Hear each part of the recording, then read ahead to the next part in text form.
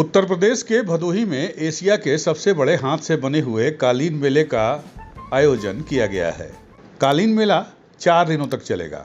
आपको बता दें, इंडिया कारपेट एक्सपो 2024 के नाम से ये कालीन मेला भदोही में आयोजित किया गया है।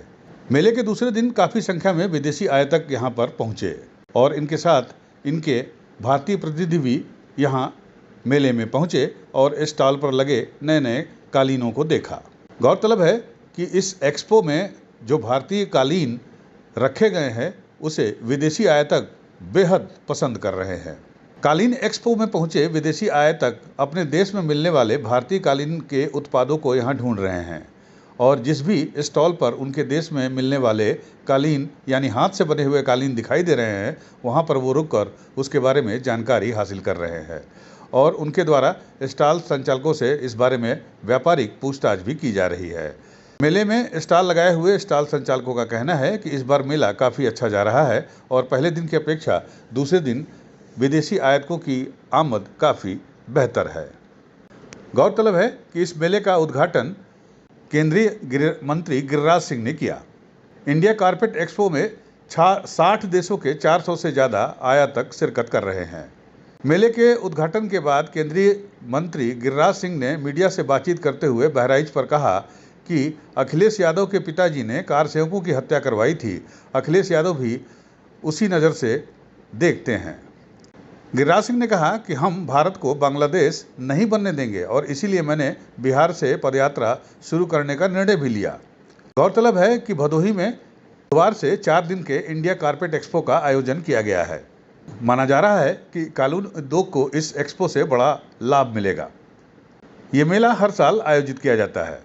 कालीन एक्सपो का शुभारंभ करने के बाद केंद्रीय मंत्री गिरिराज सिंह ने कहा कि भदोही में बीएसआई अस्पताल श्रमिकों के लिए स्थापित किया जाएगा और सरकार कालीन उद्योग की हर संभव मदद करने के लिए तैयार है।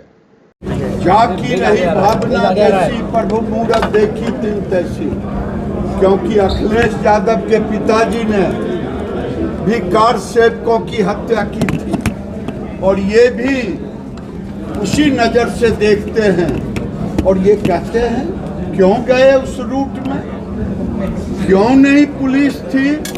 मैं पूछता हूं अखिलेश यादव,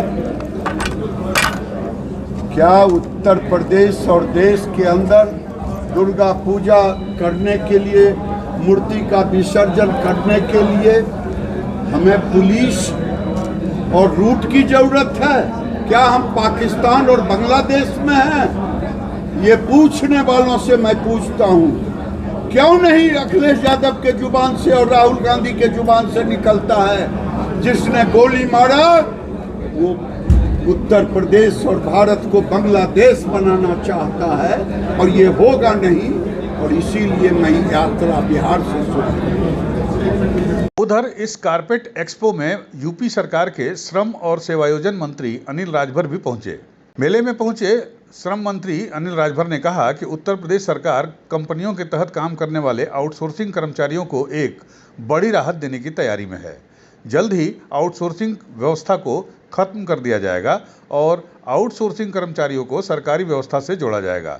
इसके साथ ही श्रम विभाग की तरफ से 10 लाख की लागत से बनने वाले भवनों पर जो सेस टैक्स लगाया जाता है उसकी सीमा भी 50 लाख करने पर सरकार विचार कर रही है। आपको बता दें, अनिल राजभर भदोही में 4 दिवसीय इंडिया कारपेट एक्सपो में पहुंचे हुए थे, जहां उन्होंने कालीन निर्यातकों से बातचीत की, मुलाकात की और एक्सपो में लगे कालीन के स्टॉलों का अवलोकन भी किया। गौरतलब है कि इंडिया कारपेट एक्सपो 2024 में 60 देशों के 400 से अधिक आयातक भाग ले रहे हैं। अच्छा, आउटसोर्सिंग की जो नौकरियों में आप सुधार करने जा रहे हैं, ये क्या योजना है, क्या इसमें सुधार करना है? देखिए, कई उत्तर प्रदेश की सरकार ने कई ऐसे उदाहरण प्रस्तुत किया है देश के अंदर जिसका अनुसरण आज देश में ही नहीं बल्कि दुनिया में हो रहा है।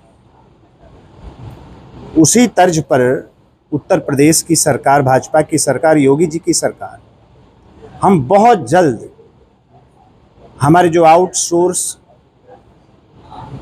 के क्षेत्र में जो एक अनियमितता की शिकायत, बहुत दिन से कर्मचारियों की शोषण की शिकायत और भी बड़ी बड़ी चीज़ें हैं जिसको लेकर बार बार समय समय पर सवाल खड़े किए जा रहे थे, इसको बड़ा ही गंभीरता से उत्तर प्रदेश की सरकार ने लिया है और हम बहुत जल्द कंपनियों की जाल से अपने कर्मचारियों को हम मुक्त करने जा रहे हैं और सरकारी सिस्टम और व्यवस्था के साथ आउटसोर्स के भी कर्मचारियों को हम जोड़ने जा रहे हैं और भी कई सुधार करने पर माननीय मुख्यमंत्री जी के आदेशानुसार विभाग विचार अभी कर रहा है। उस समय के साथ आप सब लोगों के सामने मैं उसको ले आऊँगा। यूपी न्यूज़ 9 के लिए भदोही से राकेश सिंह की रिपोर्ट।